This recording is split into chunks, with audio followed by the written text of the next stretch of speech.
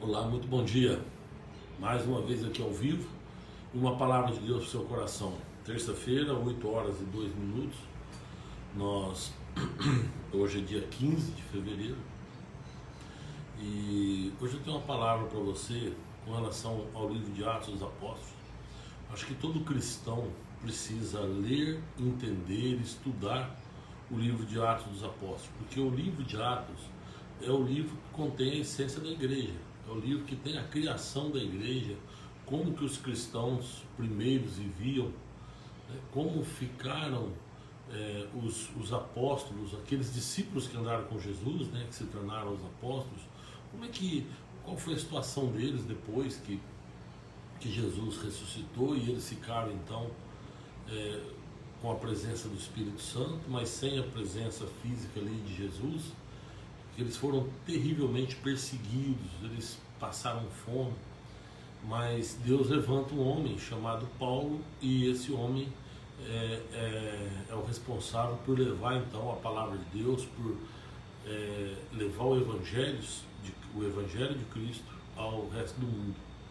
Então, o livro de Atos é muito importante que todos nós saibamos, todos os cristãos precisam conhecer o livro de Atos. Eu quero ler um texto com vocês aqui e depois eu quero meditar sobre ele. Está em Atos capítulo 4, no versículo 8 em diante. Diz assim, olha, se você quiser acompanhar, você que pode, se não, se você tiver uma Bíblia aí, né, se não pode só ouvir. Então Pedro, cheio do Espírito Santo, disse-lhes, autoridades e líderes do povo, visto que hoje somos chamados para prestar contas de um ato de bondade em favor de um aleijado, sendo interrogados acerca de como ele foi curado, saibam os senhores e todo o povo de Israel que por meio do nome de Jesus Cristo Nazareno, a quem os senhores crucificaram, mas a quem Deus ressuscitou dos mortos, este homem está aí curado diante dos senhores. Esse Jesus é a pedra que vocês construtores rejeitaram e que se tornou a pedra angular. Não há salvação em nenhum outro, pois debaixo do céu não há nenhum outro nome dado aos homens pelo qual devamos ser salvos. Vendo a coragem de Pedro e de João e percebendo que eram homens comuns e sem instrução, ficaram admirados e reconheceram que eles haviam estado com Jesus. E como podiam ver ali com eles o homem que fora curado, nada podiam dizer contra eles. Então, olha só, aqui na verdade é uma defesa que Pedro está fazendo diante do Sinédrio.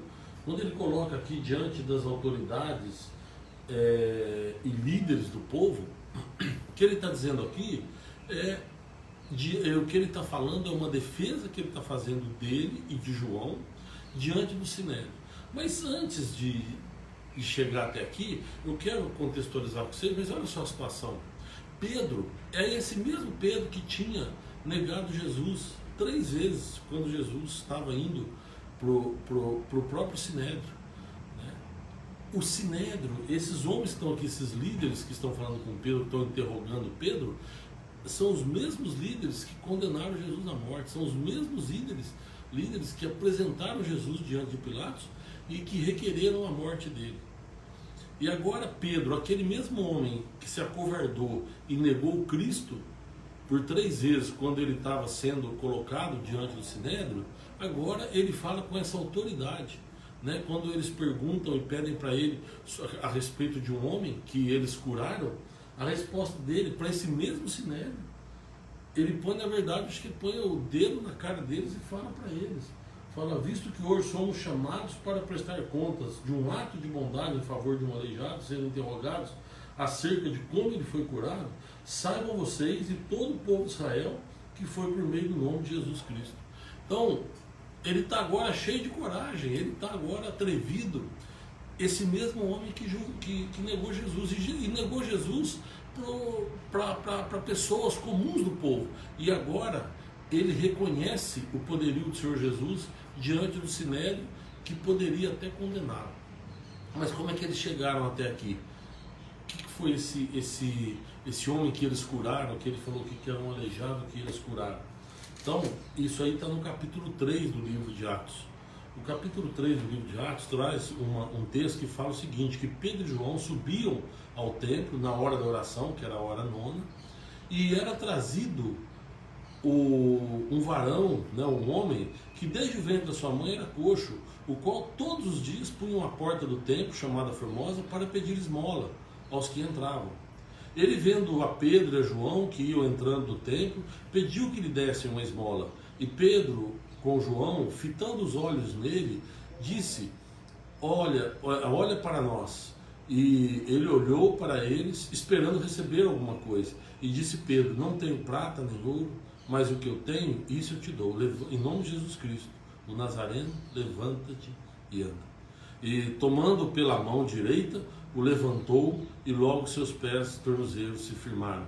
E saltando ele, se pôs de pé, e andou e entrou com eles no templo, andando e saltando e louvando a Deus. Olha só então, coisa interessante. O homem está colocado na porta do templo. Ele sabe que os judeus, todos eles iam visitar o templo, tinham muitos rituais que eles tinham que cumprir no templo, e ele está ali na porta do templo, que ele era colocado, talvez por familiares, né? A Bíblia diz que ele era colocado na porta do templo para pedir esmolas. E quando Pedro e João estão passando, então ele olha para eles e pede uma esmola. Ele tinha uma deficiência física, a Bíblia que fala que ele era coxo, em outra tradução, na NVI, por exemplo, fala que ele era um aleijado. Mas a questão é que o homem não conseguia andar, e Pedro então olha para ele e fala, olha, eu não tenho esmola para te dar, não tenho prata, não tenho nada para te dar, mas o que eu tenho, isso eu vou te dar. Levante e anda em nome de Jesus. Se você perceber o texto, fala que imediatamente os dois puxaram o homem pela mão, ou seja, talvez ele não tenha acreditado a princípio. Quando eles falam para ele, levante e anda, ele deve ter ficado olhando para eles, pô, estou aqui pedindo esmola, vocês vão com esse papo? Porque aqui fala o seguinte, ó, e tomando-o pela mão direita, levantou. Ou seja, o homem a princípio não acreditou muito, mas quando eles puxaram o homem, ele viu que o tornozelo dele, que os pés dele estavam firmes. E aí então ele saltou, e a partir dali ele começou a pular e a agradecer, louvar a Deus, e se alegrou demais, e percebeu que estava curado. Aquilo levou ao Sinédrio, levou João e Pedro e João ao Sinédrio para dar explicações. Por quê? Porque criou um alvoroço. Muitas pessoas então ali passaram a acreditar e se converteram por causa daquele ato que os dois fizeram para aquele homem. E aí então, como causou um alvoroço ali na cidade, aquela coisa, todo mundo comentando, e isso chega ao Sinédrio, e eles então acham por bem convocar Pedro e João para dar explicações do que tinha acontecido. E aí então mesmo Pedro, que havia negado Jesus 3 vezes, uns 50 dias antes, no máximo 2 meses antes, agora está com essa ousadia e falando para eles que o homem foi curado em nome de Jesus Cristo. Né? Eu quero contextualizar aqui só essa questão do livro de Atos. O livro de Atos foi escrito pelo médico Lucas. Lucas foi o mesmo Lucas que escreveu o Evangelho segundo Lucas. Ele não era judeu e ele também não era um dos 12 que andaram com Cristo. Se você perceber, quando você pega o Evangelho de Lucas, eu vou abrir aqui em Lucas, quando ele começa a escrever o livro de Lucas, olha só. Muitos já se dedicaram a elaborar um relato dos fatos que se cumpriram entre nós, conforme nos foram transmitidos por aqueles que desde o início foram testemunhas oculares e servos da palavra. Eu mesmo investiguei tudo cuidadosamente desde o começo e decidi escrever-te um relato ordenado, ó excelentíssimo Teófilo, para que tenhas a certeza de que das coisas que te foram ensinadas. Então olha só, ele está escrevendo aqui para um homem chamado Teófilo. Provavelmente esse homem se converteu em alguma pregação, não sei se por Paulo, alguma coisa assim, mas o que se sabe é que esse Teófilo era um homem grego e que havia sido convertido ao cristianismo. E ele faz algumas perguntas. E aí Lucas escreve para ele então o Evangelho, e esse Evangelho segundo Lucas, Lucas escreve para que aqueles que não eram judeus passaram então a ter o entendimento do que estava acontecendo, né? Numa outra tradução bíblica aqui, né, ali eu li na NVI, a outra tradução bíblica que eu tenho, que é a corrigida, a Almeida corrigida, fala assim, olha, tendo pois muitos empreendido pôr em ordem a narração dos fatos que entre nós se cumpriram, segundo nos transmitiram os mesmos que os presenciaram desde o princípio e foram ministros da palavra, pareceu-me também a mim conveniente descrevê-las a ti, ó excelentíssimo Teófilo, por sua ordem, havendo-me já informado minuciosamente de tudo desde o princípio, para que conheça a certeza das coisas de que já foram que estás informado. Então, olha só, Lucas escreve para ele o Evangelho de Lucas, mas é lógico, isso aí é um Evangelho universal para todos nós entendermos, né, para os não-judeus, entender tudo aquilo que aconteceu. E ele fala o seguinte, foi segundo relatos daqueles que acompanharam, que vivenciaram a presença de Jesus aqui na Terra. Então, Lucas, ele estudou minuciosamente o que ele fala aqui, detalhadamente, e depois de tudo que eles disseram a ele, do que tinha acontecido, ele então escreve o Evangelho de Lucas. E se você pegar o final do Evangelho de Lucas, você vai ver que tem uma coisa interessante aqui, que é uma ligação com o livro de Atos. O capítulo 24, a partir do 47, fala assim, eu vou ler a partir do 46, fala assim, e disse-lhes, assim está escrito, e assim convinha que o Cristo padecesse e ao terceiro dia ressuscitasse dos mortos. Jesus Cristo está falando para os discípulos depois da ressurreição dele. Ele teve 40 dias aqui na terra depois da ressurreição e esteve com os discípulos, e aqui ele está conversando com os discípulos antes da ascensão dele. Então, ele fala isso, que tinha que ser, o que estava escrito ia se cumprir, e que o Cristo padecesse, ao terceiro dia ressuscitasse dos mortos, e em seu nome se pregasse o arrependimento e a remissão dos pecados em todas as nações, começando por Jerusalém. E dessas coisas sois vós testemunhas. Eis que sobre vós envio a promessa de meu Pai. Ficai, porém, na cidade de Jerusalém, até que do alto sejais revestidos de poder. Isso aqui, Jesus fala, depois uma coisa linda, levou-os fora até Betânia, e levantando as mãos os abençoou, e aconteceu que, abençoando-os, ele se apartou deles e foi elevado ao céu. Coisa linda, hein? Então Jesus Cristo aqui tinha ressuscitado, ele apareceu aos discípulos, apareceu a outras pessoas também, mas aqui antes de subir ao céu, ele reúne e fala, olha, era necessário que se cumprissem as Escrituras, que o Cristo padecesse, mas que depois ressuscitasse, e que no nome dele, ou seja, Jesus falando que no meu nome se pregue o arrependimento. Mas vocês vão esperar aqui em Jerusalém, até que do alto vocês sejam revestidos de poder. Ok? Então, Lucas estudou tudo isso e, conversando com eles, decidiu colocar isso numa carta a esse rapaz chamado Teófilo, num livro, né, escrito a Teófilo. Aí depois disso, então, vamos ver agora o livro de Atos, como é que começa. Olha só, eu fiz o primeiro tratado, ó Teófilo, acerca de tudo que Jesus começou não só a fazer, mas também a ensinar, e até o dia que ele foi recebido em cima, depois de ter dado mandamento pelo Espírito Santo aos apóstolos que escolhera, aos quais também, depois de ter padecido, se apresentou vivo, com muitas infalíveis provas, sendo visto por eles por um espaço de 40 dias, e falando do que respeita o reino de Deus. E estando com eles, determinou que não se ausentassem de Jerusalém, mas que esperassem a promessa do Pai, que disse ele, de mim ouvistes, porque na verdade João batizou com água, vós sereis batizados com o Espírito Santo, não muito depois desses dias. Então vocês viram que tem uma sequência aqui. O Evangelho segundo Lucas termina com Jesus falando para eles aguardarem em Jerusalém até que do alto eles sejam revestidos de poder. O livro de Atos começa justamente falando isso. Então Lucas, ele escreveu o primeiro livro e agora está escrevendo o segundo livro, que é uma sequência daquele primeiro. E Lucas começa então a narrar. Se você pegar o capítulo 21 de Atos, você vai ver que ele narra na primeira pessoa do plural. Ele fala que, olha, e aconteceu que, separando-nos deles, navegamos e fomos correndo o caminho direito e chegamos a Cós, e no dia seguinte Rhodes, de onde passamos a Pátara. Achando um navio que ia para a Fenícia, embarcamos nele e partimos. Então aqui Lucas, ele está se colocando na história, ou seja, ele estava acompanhando Paulo, quando Paulo estava nas suas viagens missionárias, e Lucas então foi presenciando tudo aquilo e depois decidiu escrever o livro de Atos.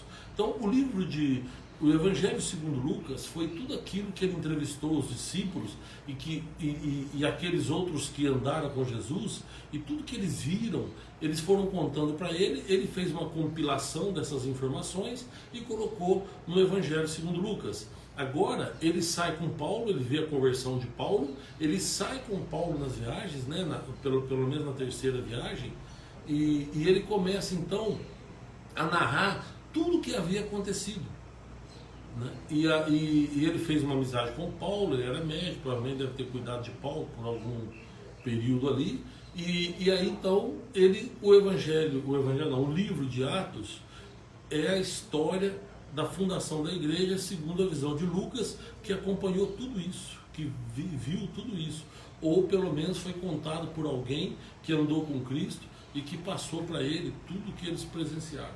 Bom, isto colocado, né, sabendo então agora que Lucas foi quem escreveu e que foram fatos narrados para ele, ou outros que ele mesmo presenciou, o que nós vimos aqui foi o seguinte, é que no capítulo 2 fala que eles então foram revestidos de poder, né, cumprindo-se, deixa eu ler nessa NVI, que eu acho que vai ficar mais fácil o entendimento. Olha só.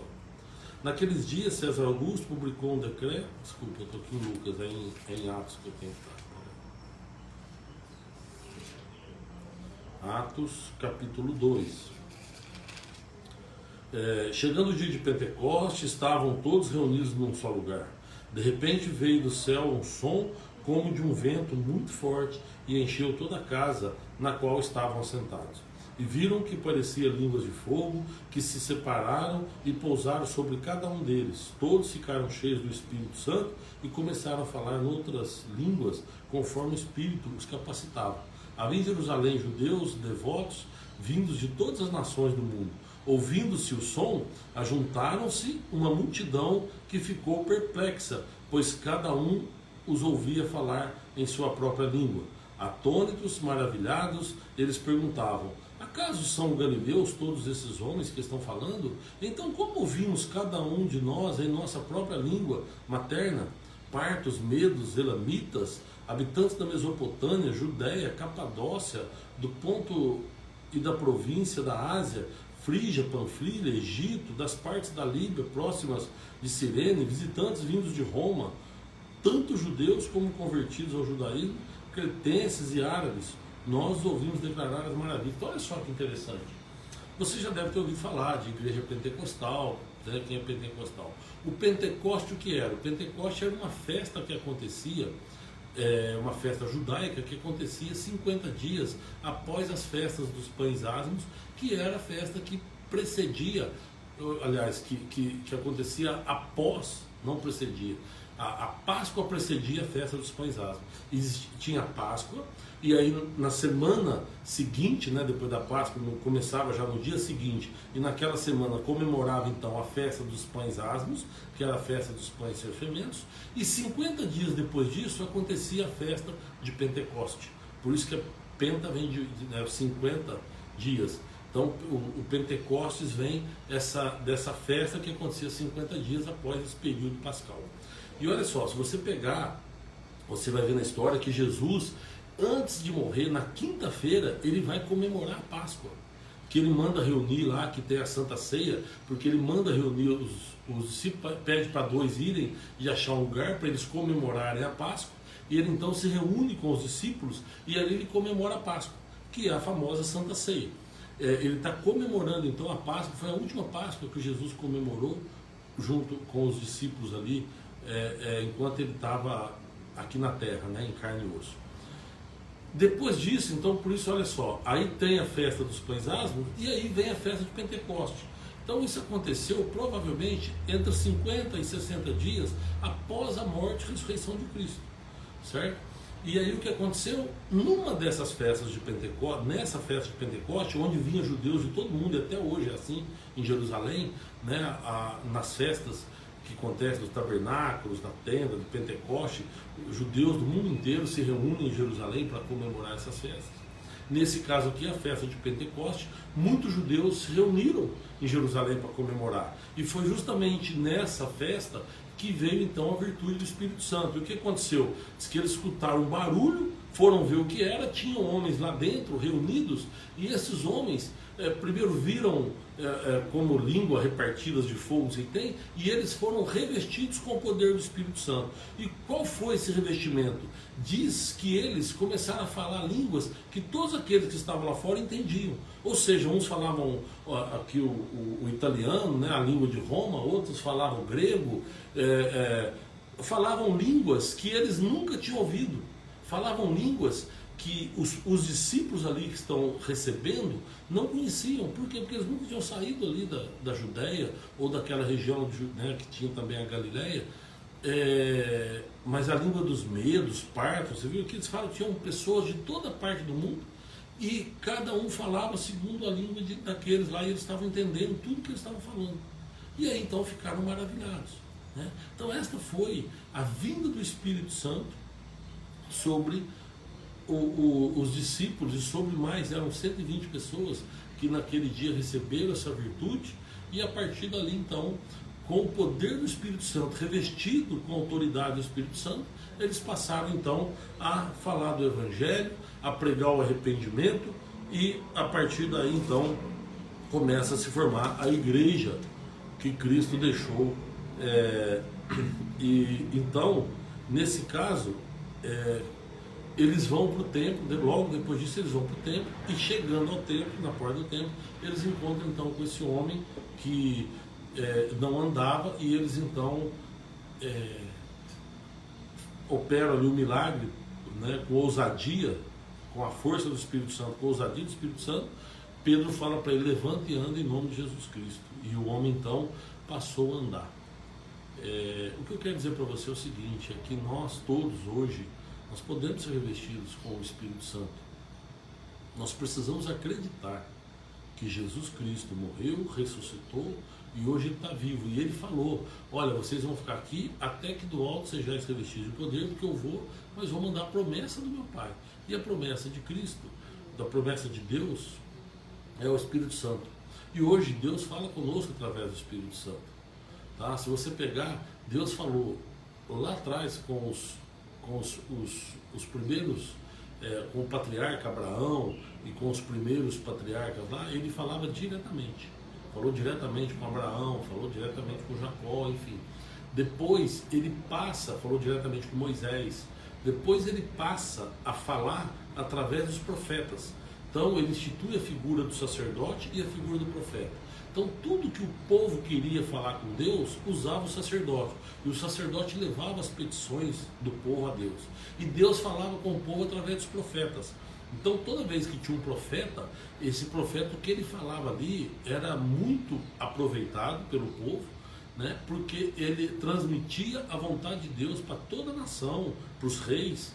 Depois disso, Deus se calou por um período. E aí, depois de calar por esse período, que foi um interstício, uns 400 anos, um intervalo de 400 anos, que foi do cativeiro da Babilônia até então o domínio de Roma, quando Jesus nasce, foram 400 anos que Deus não falou com ninguém, não falou muito com o povo. Aí veio então a vinda de Jesus. Aí Deus passa a falar com o povo através do seu Filho Jesus Cristo. Então Jesus é a própria palavra de Deus que veio entre nós para nos ensinar regras de comportamento, de como nós devemos agir, de caráter, e é isso que ele fez. Ele chamou o homem ao arrependimento, mas ensinou tudo que o homem deve viver, como que o homem deve ser. E depois disso, ele morre, ressuscita, vai ao céu, e aí vem a outra promessa de Deus, que é o Espírito Santo. Então, hoje, Deus fala com o povo através do Espírito Santo, né? E ele usa quem ele quer, da forma que ele quer, para falar, então, através do Espírito Santo. Tem que tomar muito cuidado, porque muitas pessoas falam em nome do Espírito Santo, mas elas não estão revestidas pelo poder do Espírito Santo, não é o Espírito Santo falando com elas. Muitas vezes, pessoas que, ou para ganhar fama, acabam fazendo isso, né, de uma maneira equivocada, ou às vezes enganadas por próprios demônios, e aí então o inimigo, Satanás, ele usa esses demônios para enganar o povo. Então nós temos que tomar muito cuidado com as profecias, de como vem, analisar muito bem, né, quem é a pessoa que está fazendo, se realmente essa pessoa é uma pessoa de Deus, ou se a profecia pode vir de Deus, porque Deus pode usar qualquer pessoa para falar com a gente, né? Mas, será que aquilo ali vem de Deus mesmo? Tudo isso nós temos que tomar muito cuidado, tá bom? E essa questão também do Pentecoste, né? A pessoa que é pentecostal, o que é isso? Precisamos tomar muito cuidado com isso, tá? Mas a mensagem, eu entrei nesse assunto, nem sei porquê, mas a mensagem que eu queria trazer para você é que muitas vezes nós queremos uma esmola, muitas vezes nós queremos uma moedinha vinda de Deus, e Deus quer nos fazer andar.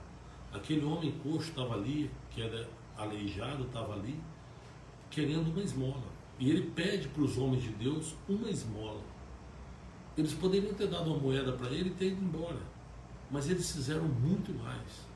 Eles pregaram para ele aquilo que o Espírito Santo falou para eles: você vai andar. E então ele andou. Então muitas vezes a gente espera de Deus algo muito pequeno, uma esmola, qualquer coisa que seja, mas Deus quer muito mais. Deus quer nos dar a condição de voar, de andar, sabe, de fazer aquilo que realmente é o chamado. Aquele homem, ele estava ali e Deus estava preparando para ele algo especial. Falou: rapaz, você está assim desde criança, desde que você nasceu, você nunca conseguiu andar, mas hoje eu vou te fazer andar, né? E muitas vezes é isso, nós estamos amarrados de algum problema desde o nosso nascimento ou desde a nossa infância, e a gente não consegue se soltar dele e se contenta com pouco vindo dos homens, mas Deus quer nos dar muito mais. Então eu quero hoje profetizar na tua vida que Deus vai te exaltar, que Deus vai te dar muito mais do que você espera e muito mais do que você merece. Porque se nós formos receber coisas de Deus de acordo com o que nós merecemos, nós não vamos receber nada, nem a graça, porque nós não merecemos. A graça é um dom imerecido que nós recebemos da parte de Deus. Então Deus, ele quer nos abençoar de uma forma surpreendente, muito mais do que uma esmola. Ele quer nos fazer andar. E nós precisamos então estar preparados e acreditar nessas palavras. Você viu que o rapaz aqui titubeou.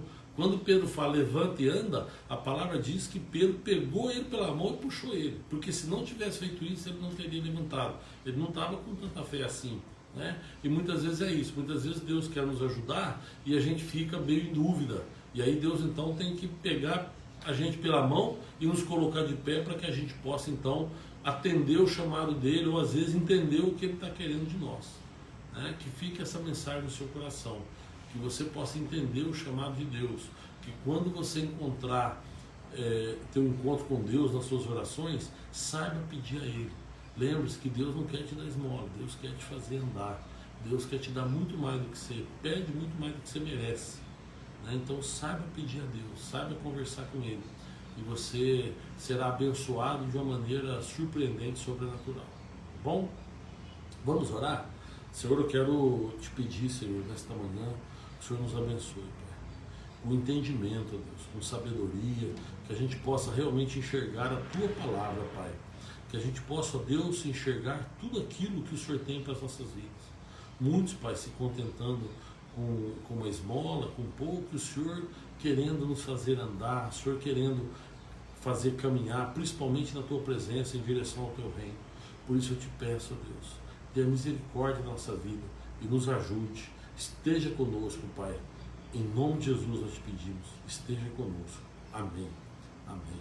Em nome de Jesus, né, meus amados? Que Deus possa abençoar cada um de vocês, em nome santo de Jesus Cristo. Tá bom? E aí, terça-feira que vem, nós vamos estar aqui de volta com mais uma mensagem. E sábado também, às 19 horas, se você quiser acompanhar o culto, tá? A gente transmite também pela fanpage Quem Tem Sede Vem. Tá bom? Um abraço a todos e até terça que vem, se Deus quiser.